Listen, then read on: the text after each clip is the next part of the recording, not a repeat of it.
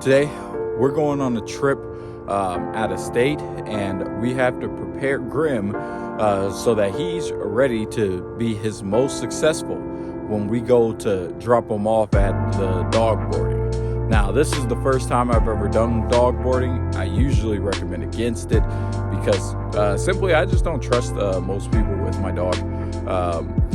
But, you know, circumstances call for us to have to be at this place for a while. So what we're going to do is get him ready for that, get him prepared, and do the things that we need to do to make sure that he's successful. So follow me as we dive into this discussion and we talk about, you know, how to prepare him. All right, here we go. The first thing that we're going to talk about is getting the dog prepared mentally, and that is through obedience training. I got Grim up on a park bench right now and putting him through those routines. I'll show you what that looks like, and then we'll get some mental exercise in, because if he's already in the mind state to be obedient and to listen, then it's going to be easier for him to make that transition, especially when we tire him out physically. This is going to cause him to be his most successful, because we know that a tired dog is a happy dog. Let's go. So what we're going to do is just bring him up onto these benches a little bit, do a couple of reps. I like to do it about 12 times. Up, up. Good boy. And then bring him back down. Good boy. Yes. And then we'll walk between each one. There's about 3 here. You could do this at your local park. Good boy. Yes. There's another. So that'd be 2. Up, up. Yes. Good boy. And we'll just keep walking him. And I'll take him to this last one, and then I'll finish up the reps, and then we'll switch over to, you know, something else. Actually, we got quite a few park benches, so it won't be too long and strenuous to actually do this. But if you got one park bench, you know, that's cool. Up, up. Good boy. Yes. Eventually, you know, your dog will just start doing this on his own. Up, up. Woo. And I love doing this in the cold, because when you do this in the cold, it makes that park bench just a little bit slippery. So he has to think before he puts his footing, and he'll learn pretty quickly that he's got to be thinking his way through this.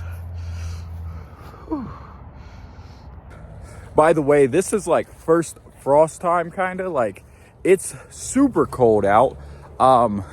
And that's good, because we're acclimating ourselves and we're acclimating our dog for the weather, because we're going to be doing a lot of walking in the winter. You know, German Shepherds, they like it when it's cold. We might not necessarily like it, but, you know, we still got to get out there and exercise daily. And, you know, if you look at it with a positive attitude, it's not so bad after a while. So stay disciplined with it, okay? I love the way that these next 2 park benches are set up so we can get him to move across both. And I got a little bench here that I'm going to have him climb over real quick. Up. Yes, good boy. Up, up. Yes, good boy. Up. Yes, good boy. Yes, come on. Good boy. Yes. It always works to give your dog some of that encouragement. If your dog is not at the point yet where he can climb up on this park bench, just take the time to teach him how. You know, lure him with treats. Oh, good boy. Over here. Yes. Lure him with treats if you have to, and then slowly wean him off the treats. As I say, I am totally not against treat work. Any work to motivate the dog is, you know, good enough. Come on, up, up. We're just about finished here. Yes. Oh, my bad, boy. Come on. Let's do it again. Good boy. Yes. Anything that you can do to motivate the dog is cause enough for them to do great. So I'm always in support of new training systems. You know, don't shy away from some of them.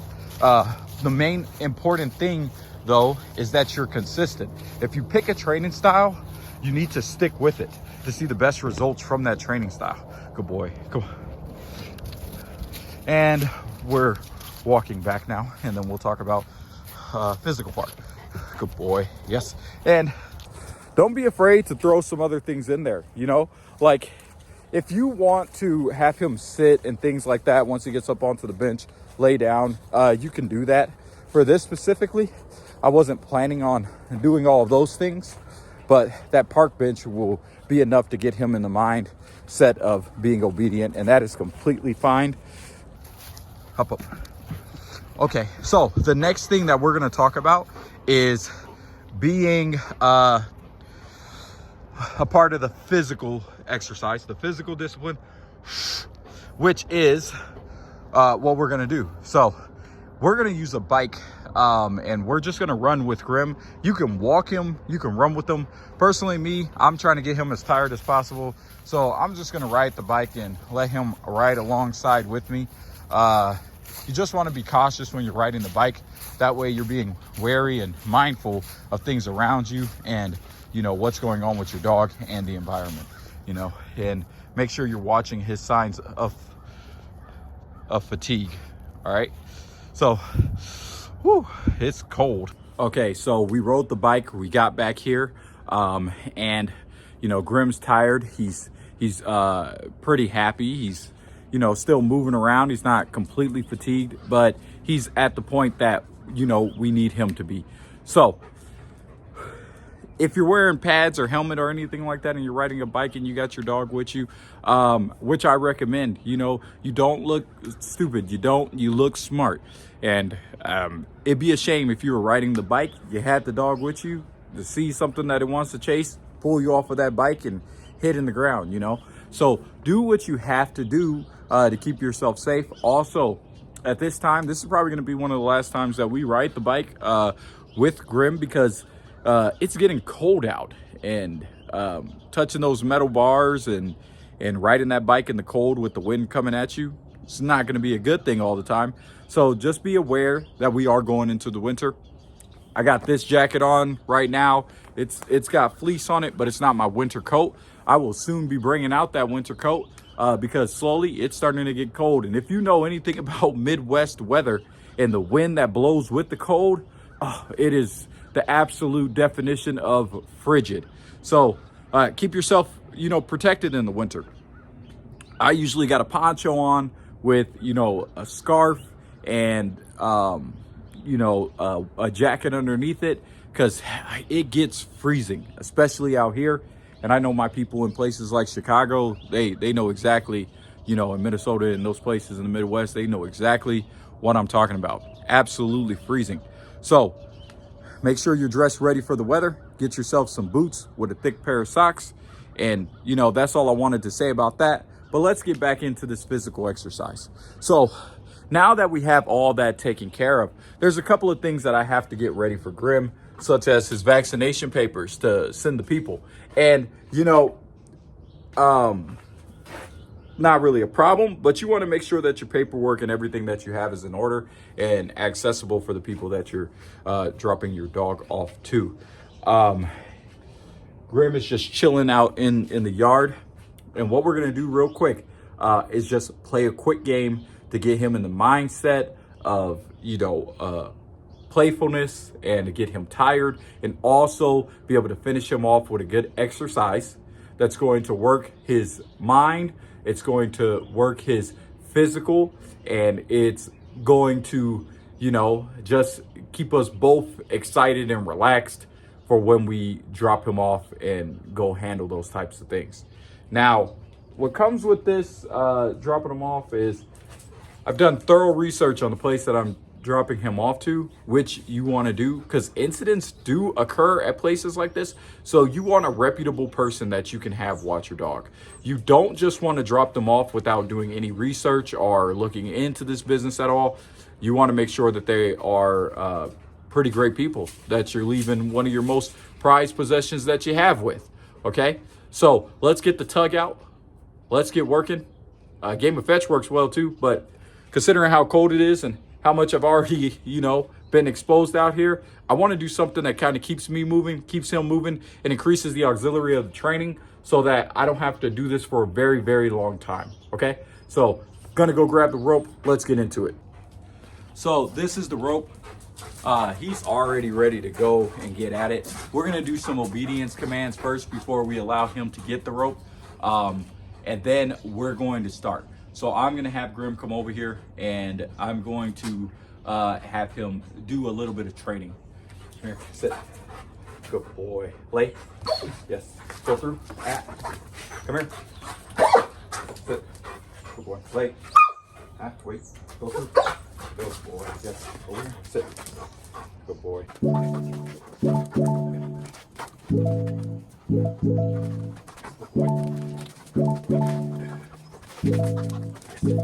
boy. Up. Up.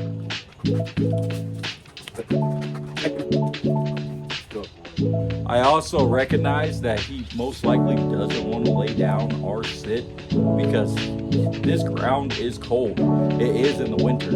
So he just ran over to the grass and laid down there. And I'm not going to hound him too much about whether or not he's doing these commands exactly the way that I tell him. That's not what I'm looking for here. This part is just for me and him to have fun. But, you know, some people might like that more rigorous style of the dog has to do it exactly this way when I tell him to all the time. Me, I'm a little bit lax on that. You know, I spend most of my day being super strict on children as a teacher. I don't feel like doing that job when I come home. It's kind of like, you know, the builder whose house is unfinished. But he's doing great. He's doing exactly what I tell him with reason. He doesn't have to sit on this cold concrete. Reminds me of that scene from Joe Dirt. All right, here we go.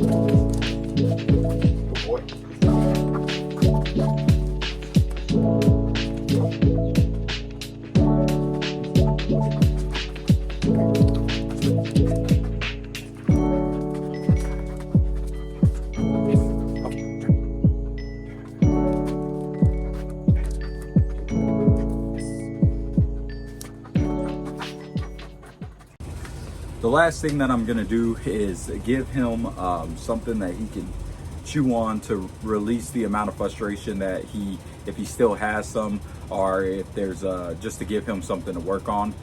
These are great. It's a hoof. It's filled with the type of filling that's basically meat and type of peanut butter, you know. Definitely not an everyday treat, but it is good to help clean his teeth and then give him something to get some of that frustration out so he can you know, work on that for a while. Tastes good too, and you know, he loves them. So we're gonna call him back inside. We're gonna allow him to work on this bone, and you know, then we're gonna call it quits.